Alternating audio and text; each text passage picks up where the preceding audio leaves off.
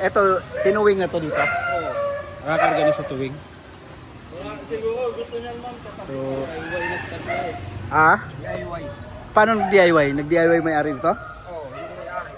Ayaw may-ari. Oo. Tapos, ayaw daw umandar eh. Mukhang stock to eh. Mukhang nabaha to. Marami. Oh, Kalas-kalas. kalas-kalas to eh. Ay, nako. Ha? Walang indicator lahat eh. Walang baterya. Tinanggal ko. Tinanggal mo. Say, kabit mo nga. Boss, mayroon tayong dinalhan tayo ng Montero dito na mukhang matagal na natambak to. Di ko alam kung nabaha ba to o ano. Tingnan yung mga upuan. Ayan o. Matagal na natambak to eh. Iyon natin, tingnan natin. So meron naman siyang indicator lahat. May check engine. So naging problem daw dito, ayaw umandar. Amoy ano? Amoy daga.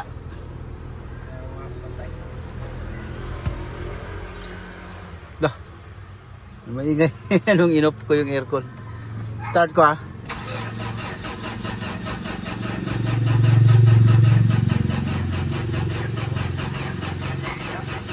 Ayaw mandar.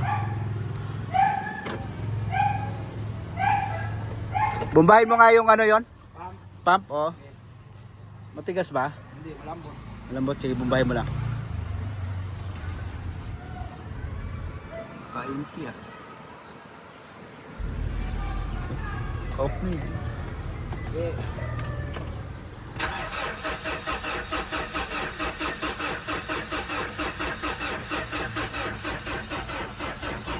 Off. Ayaw. Bango. Mukhang kuwante. Mukhang nadaga na to eh. Parang nabaan yan, no? Parang nabaha to eh. Matigas naman na to? Oo.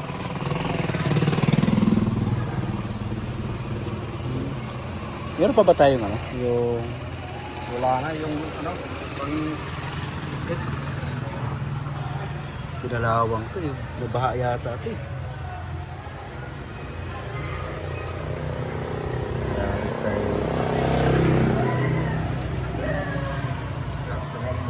Ang galing mo nga.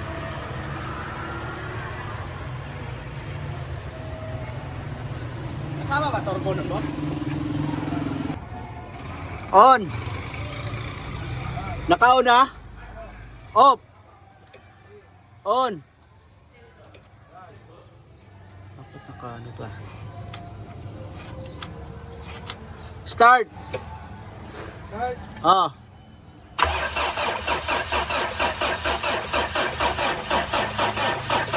Off. On. Off. On. Off. Okay. Pinalawang na ng husto to. Nabaha nga to yon. Nabaha to. Ayan o. May mga nginat-ngat ng daga. Oo nga eh, kasi amoy dito. Ibang amoy. Baho. Anuhin mo nga tong wiring muna. Ito mo ng kwan. Nginat-ngat to. Ito o. Ayusin mo natin yung wiring. Sige. Ay. Tastasin mo nga yan. Oh, yan. Yan ang wiring. Yan lang.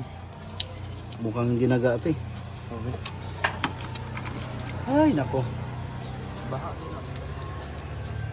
Tingnan natin kung ano magagawa natin dito. So nakita muna namin mga boss. Yan o, yung wiring. Putol-putol. Tingnan natin.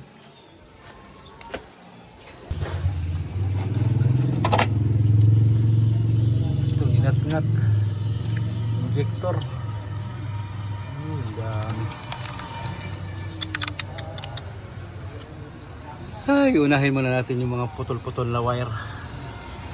Dinudugtong namin yung wire dito.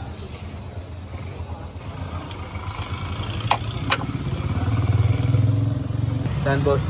Dito. Meron din dyan? Ito. Dito sa ano niya. Ito.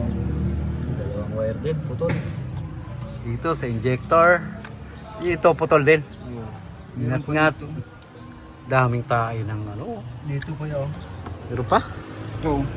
Marami. EBS naman yan. Panghuli lang natin yung EBS. Ang importante, mapaandar natin yung makina. Madali na yung ABS eh. Sa makina muna tayo. Yan. Sabi ng may-ari, natenga lang to. Tinengga lang niya. In-stock lang niya. Tapos, ayun na, ayun na umandar. Kita namin, ang dami ng kwan. Ito, Dol, balutan mo nga to, Dol. May nakabalat na. Check lang namin yung mga wiring. Mga putol-putol na nangyayari dito. Talagang pati yung loob sobrang baho.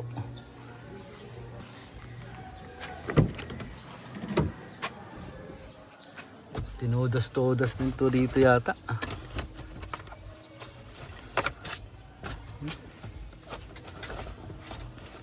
May nakita din kami rito mga kwan eh. Ayan, mga putol-putol na wire eh. Ito.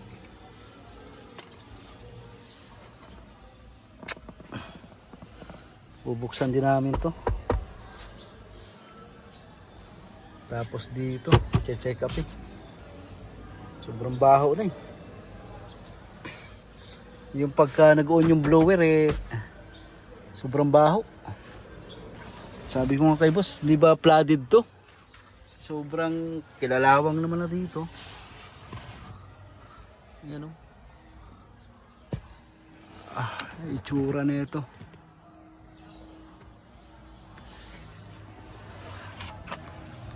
Montero.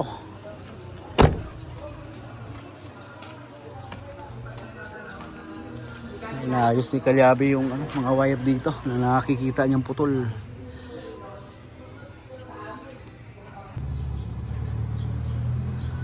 On. Off. On. Okay, start. Off.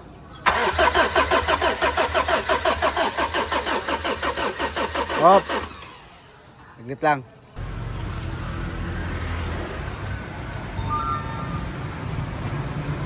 Ano tayo ng ilog? Amoy ano?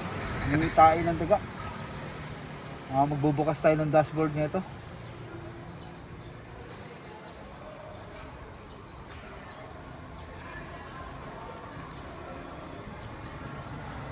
Kere, na-apil ka makamas.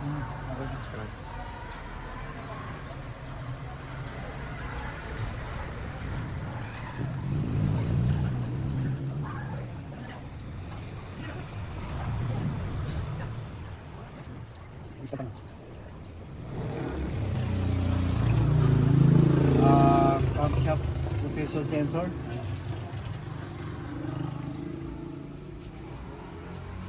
Ang dami. Dami oh. Camshaft, crankshaft,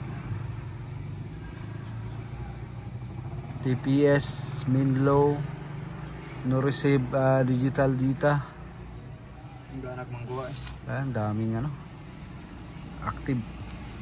Bukan natin i-delete kung alin yung matitira.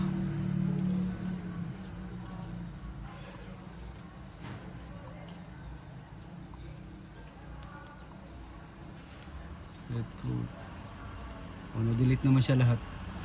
Bukan kong i-cranking. Ito mga boss, medyo mahirapan tayo dito sa Montero kasi putol-putol yung wiring. Ngayon, in-scan ko, so maraming fault code. Dinilit ko naman siya, so na-delete naman. So subukan natin i-cranking ulit. Okay.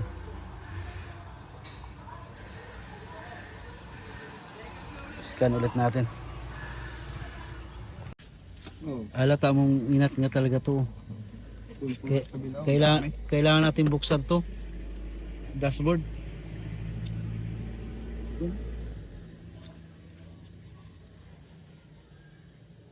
Scan ulit natin, in-erase natin, tapos in-start natin. Tingnan natin kung anong babalik na code. Dito, ginawa natin mga boss, dinelete natin tapos kinranking. Kasi dito natin malalaman, pag bumalik yung fault code, ibig sabihin talagang may problema yung wiring niya. Pagka hindi naman bumalik, ay history lang to mga bossing. So may fault siya na camshaft tsaka crankshaft. Ang history kasi nito, nagpalit din ng timing belt. Simula nung nagpalit ng timing belt ay nasa 2,000 RPM na lang. So hindi na nila nai-rev ng 4 to 5,000. Ngayon, susunod namin dito, pag hindi bumalik yung code na iba, ay titingnan namin yung timing ng timing belt kasi nagkakaroon ng fault yung camshaft at crankshaft. Maaring may mali rito sa timing, kaya i-correct din natin to mga boss, yung timing i-check din natin pagkatapos natin mag-scan. Dahil sa 2,000 RPM na lang ang power nito, yung RPM, tinengga nung may-ari, parang tinambay na lang niya yung Montero niya, kaya nagkaganito daw ang itsura. Sabi ko nga baka nabaha ito, pero sabi niya tinengga lang daw niya nung nag-low power. Nagpapalit na rin daw siya ng suction dito, so sa mga fuel system, so ganun pa rin. Kaya ayun, i-check natin yung timing, tapos troubleshooting ulit tayo dito mga boss kung ano makikita nating problem nitong Montero na ito.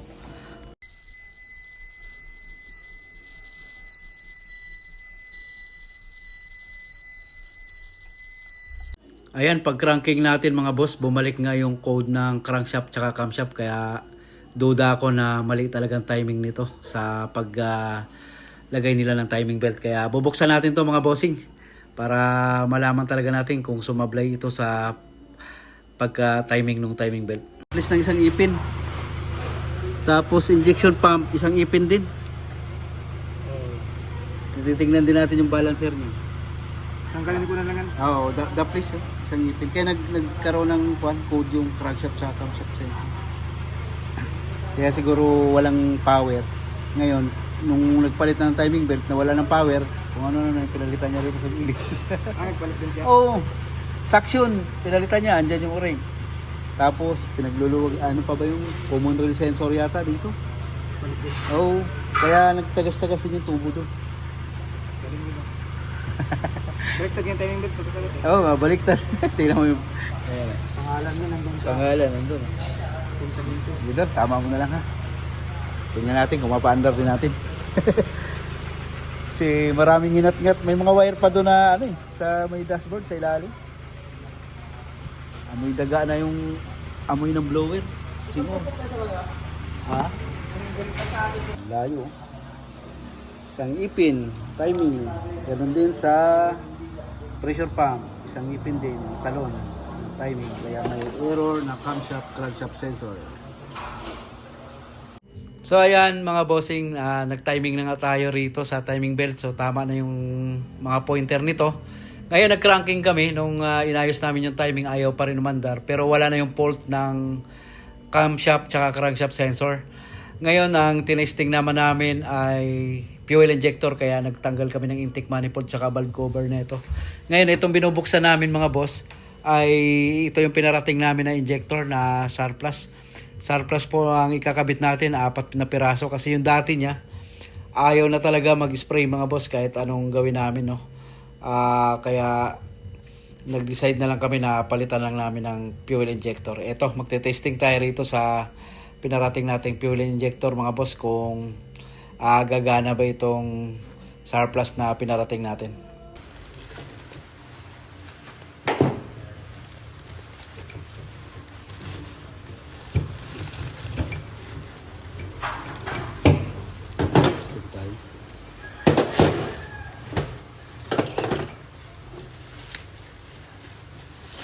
Testing tayo dyan. Okay. Welcome.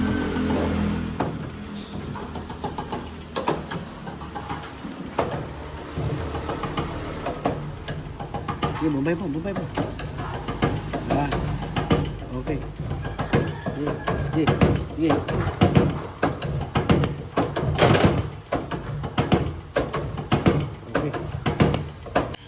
Yan, ito pa lang yung unang tinesting natin, pero hindi natin papakita lahat mga boss pag testing, no, kasi haba yung video natin.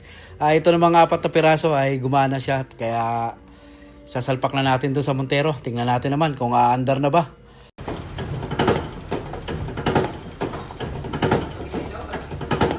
Okay. Ito tayo panibagong mga injector washer. Ayun, 4 na piraso. Original.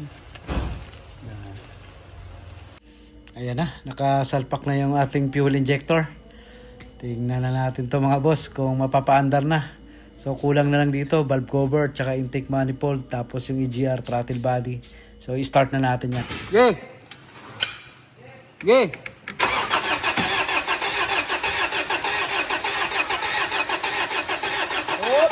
Nakayang si Wanda.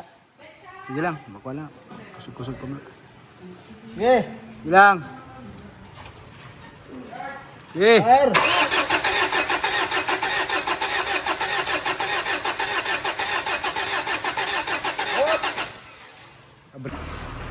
Yeah. Fire.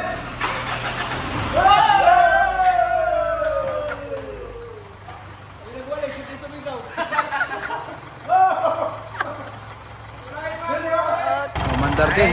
Buti, nandiyan si Yun. Kanina naman pala. Oh, mandar din. Yung ating Montero. Tingnan natin kung marirep na natin ito. Ay, kumandar din. Mga bossing.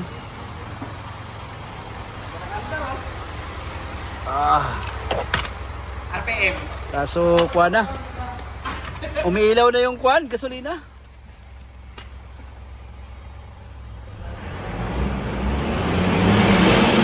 Ayos. Pusok. Una lang yan, sa kuhan yan, sa cleaner. Ayos. Okay na. Ganda. Oh, yan.